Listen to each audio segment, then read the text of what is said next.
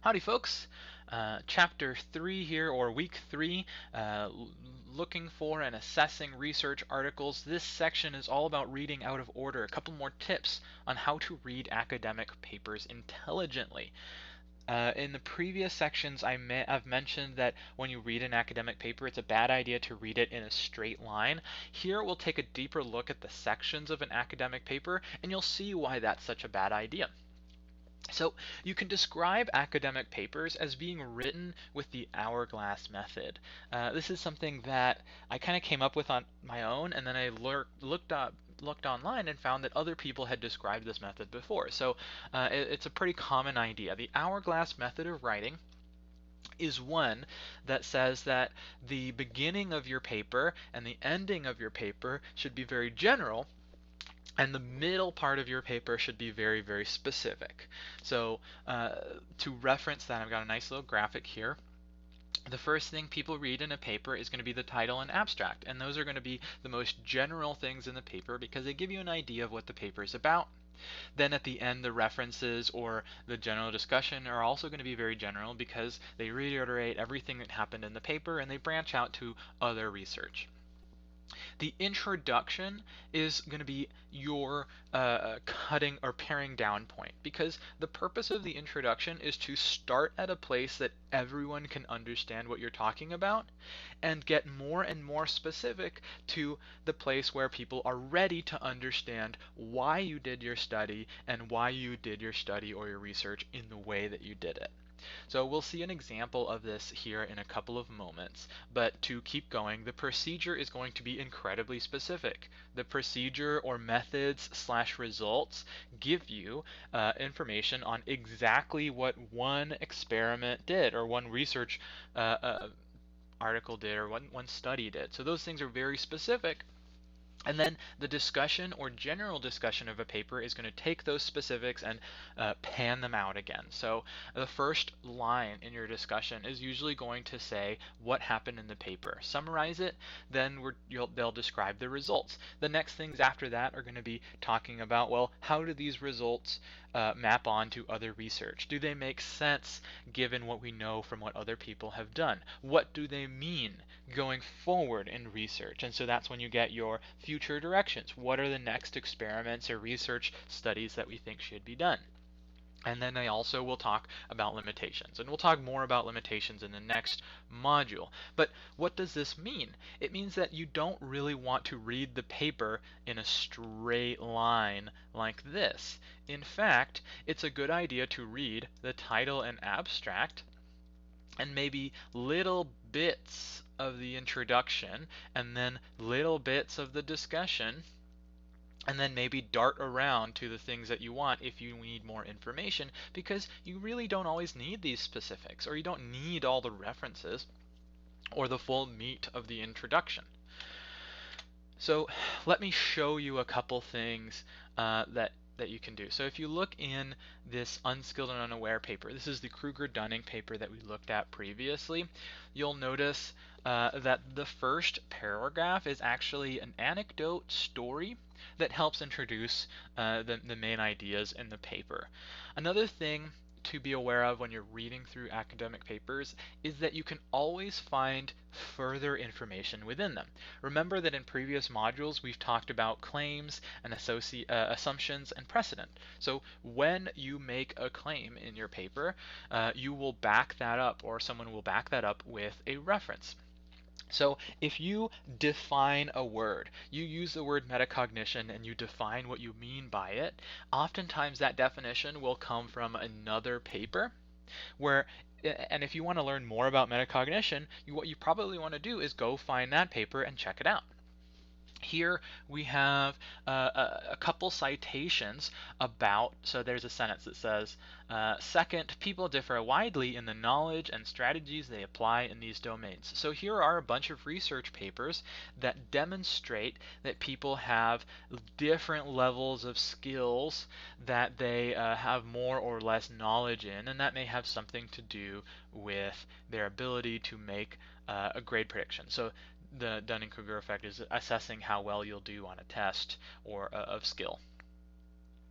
So whenever you are looking for information, you may not always find it in the first couple research papers that you look at, but you can kind of follow a trail of breadcrumbs to what you're looking for. Say you have a paper that you're starting with, but you want to learn something different. You may find a citation in that paper that is closer to your idea that you want to care about or find out more about, and you'll go to that paper. And then that paper may have references that are closer to what you're looking for. And eventually you will find the research that you care about. You'll find the thing that demonstrates or that presents or explains or provides evidence for the idea that you needed. Okay, so if you're looking for information, following a trail of references is a good idea. Next up, a lot of people have trouble reading academic papers, not just because there's a lot of reading to do, but because the reading is confusing. I'll When you come across a paragraph, so here's a paragraph or a section of a paragraph from that Kruger-Dunning paper, it may be very difficult to comprehend what it says. So there are a couple things that you can do about that.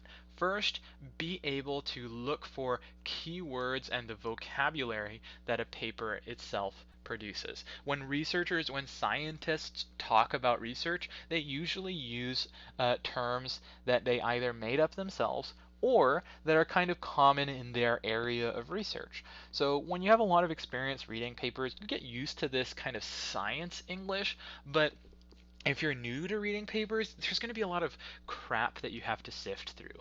For example, when you're reading a paper, you can always just ignore the citations unless you are specifically looking for those citations.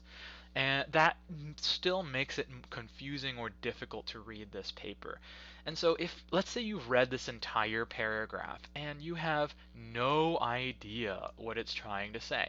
Well, one of the things that I always encourage my students to do is to see if they can bunch up the information and simplify it into main ideas. So I'm just going to quickly read this paragraph, and then I'll show you a simplified version of the paragraph that I wrote out myself just based off of understanding the ideas. Let's start. In essence, we argue that the skills that engender competence in a particular domain are often the very same skills necessary to evaluate the competence in that domain, one's or anyone else's. Oh my gosh, what the heck does that even mean? Well, if you spend a while just taking this first sentence and seeing if you can figure it out, you'll come up with something like this. And it's the first line here. Being good at something makes you good at estimating how good you are at that thing. If you're good at tennis, you're probably going to be good at guessing how good you are at tennis. If you're bad at chess, you're probably going to be not so great at estimating your chess skill. And so, can you see how we got from here to there? In essence, ignore that, useless. We argue, ignore where our idea is that the skills that engender competence, being good at something in a particular domain, so being good in a particular domain means at something, are often the very same skills necessary to evaluate competence in that domain.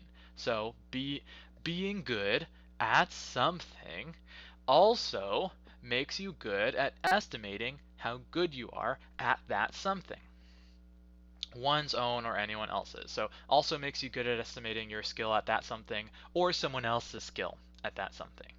Can you see how we got there? If this is confusing to you, I would really like to encourage you to pause the video, open up the slides, and read through this sentence and take those little bits, even down to the phrases, and write them out yourself in simple words and see if you can get to these main ideas. And I'm not going to read the rest of this paragraph, and I'm not going to read the rest of my descriptions of that paragraph. But this is really, really good practice for you if you have trouble reading these academic papers. Literally go through phrase by phrase, sentence by sentence, and see if you can explain the stuff. So once again, pause here or here and give it a shot. All right, a couple more reading tips before we finish out this module. When you encounter unknown terms, when there are words in the paper that you are unfamiliar with, see if they are defined in the writing somewhere. You'll notice that this, let me remove all of this writing here. You'll notice that this paragraph has these italicized words that are saying we are defining these to mean this other stuff, right? And so sometimes in academic writing and science writing, people will define a word and then for the rest of that paper use that word as if it's part of the normal English language, and that's important because scientists have to be able to make stuff up in order to talk about things in a consistent way. Sometimes there will be words that literally just have an English definition, but that they're using to mean something else. So if you ever come across that situation where it feels like the word means something different, in that case, just hit Control F. That helps you search for the word in the research paper and see if they describe what that word means anywhere else. If not, it might just mean that you need to look the word up in a dictionary. If you encounter confusing writing, try to summarize the parts in your head. That's what we just did. Look at opening closing sentences for main ideas. So we'll do that here in this next slide. The opening and closing sections, or the first sentence for every paragraph, is going to be a topic sentence, and well-written papers are going to have several headers, and the first sentence of those headers will also give you more information. So here we go. We've got these are the headers or the subheaders for the introduction of the Dunning-Kruger paper. I've gone ahead and copy pasted them over here on the left. First subheader, imperfect self-assessments. We focus on metacognitive skills of the incompetent to explain the fact that people seem to be imperfect in appraising themselves and their abilities. If I summarize this using our summarizing skill from earlier, it would say we're looking at the lowest performing people and why they're not good at estimating their skills, so that we can understand why the lowest performing people aren't good at estimating their skills. Next subheader, competence and metacognitive skills.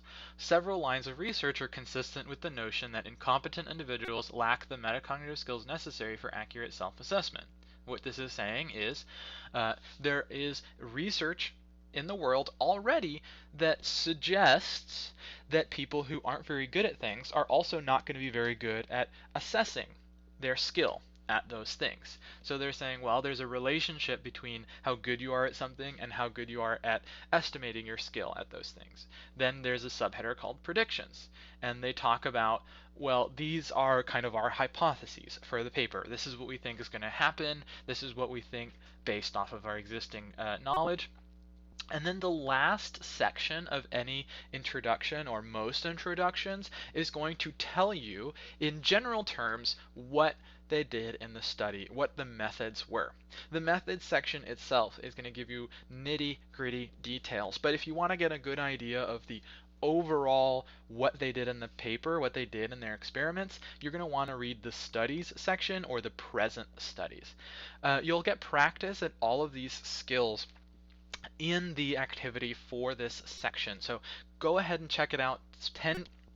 Make sure you you give a lot of time to this and do it carefully, because these are the skills that you'll need to read research papers for yourself.